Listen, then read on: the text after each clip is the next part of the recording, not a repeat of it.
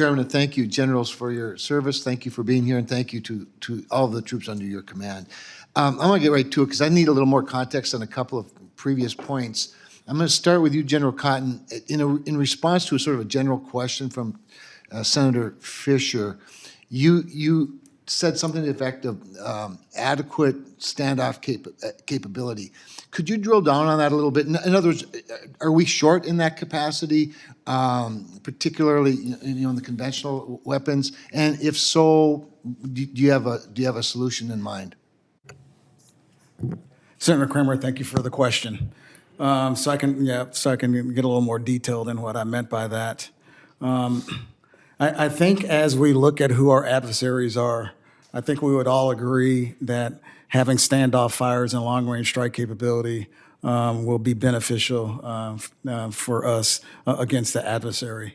And then what I mean by that more specifically, and this is not a parochial statement, it's just a matter of fact, is that I think the utilization of bombers and being able to have a bomber carry a long-range strike weapon, because range is dependent on size because it's fuel capacity of the weapon, would be very beneficial for us as a nation to be able to have that type of capability for our bomber force. Not just weapons that could be used for a myriad of weapon systems, but one that could be specifically used in a conventional sense for the bomber that gives it incredible standoff and incredible range.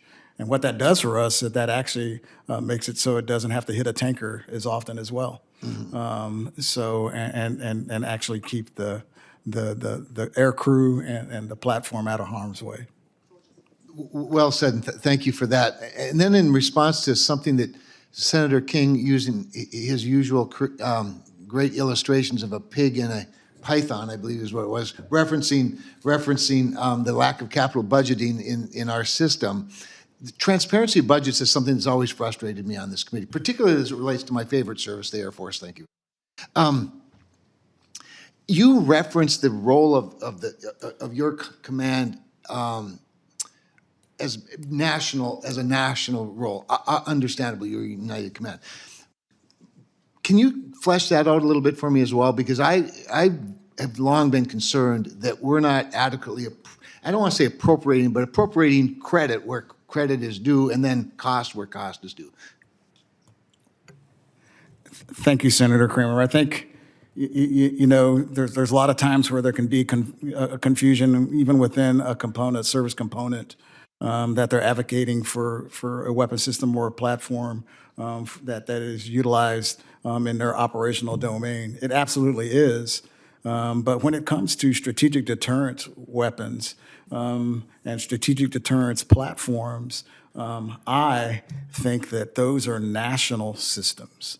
And what I mean by that is that we are doing the care and feed on behalf of the systems that ultimately belong, and I got it, all weapon systems belong to the President of the United States, but in particular, when we talk about strategic deterrent weapons, that it's much more than the Columbia being part of the United States Navy or the bomber or ICBM becoming a part of the United States Air Force. And I think there's probably room for conversation on how do we make that so we can not have these conversations on funding. That was therapeutic for me, because if members, silos within the same services are confused, I feel better about my confusion now.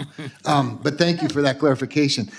I can't look at both of you without noticing, General Cotton, that there's a lack of space folk in your sort of leadership chart. Can you speak to that a little bit as I look at the two of you side by side and realizing the history of both commands? Well, I'll start off real quickly. So as the UCP changed, we lost our space billets, if you will, and the majority of our airmen who are space specific. I will tell you that, but my colleague here, General Whiting, does have a joint force team that assists us. What I'm missing, though, is a space component officer, like a one-star general that is a component linkage to the space component. My componencies is I have a direct linkage with the air component in Air Force Global Strike Command, and I have a direct linkage with the Navy component with the Joint Forces Maritime Command. I do not have a direct linkage. We are in works, though.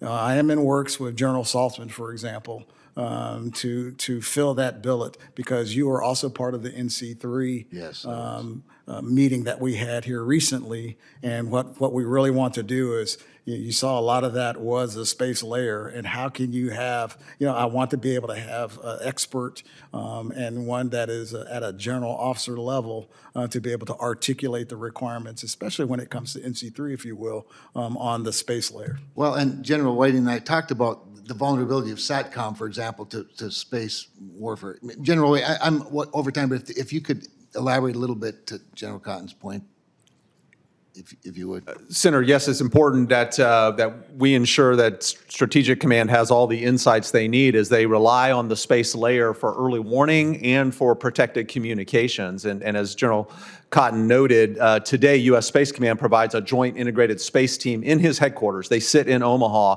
to assist with that planning and make sure that he has insight into what we're doing so that we can best coordinate our plans together. Thank you. Thank you, Mr. Chairman. Thank you, Senator.